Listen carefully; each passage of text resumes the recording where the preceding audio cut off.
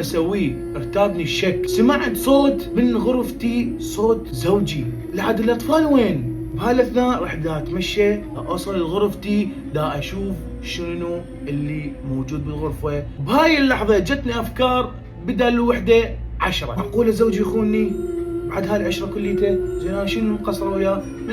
هواي جتني افكار، هواي جتني امور. جيت فتحت باب الغرفه ولاني ما فاتحه باب الغرفه، لو ميته ولا شافوا هذا المنظر. فتحت الباب والقى زوجي وامي وبوضعيه غير شرعيه. يعني انتم اريدكم تتخيلون الموقف انه شنو اللي صار بوقتها. انا جتني حاله هستيريا بهذا الوقت، وظليت اعيط واصيح واصارخ، ما اقول كلمه بس ليش وشون، غيرها ما قدرت انطق. حاول زوجي يسكتني، ما قدر، ضربني وما علي.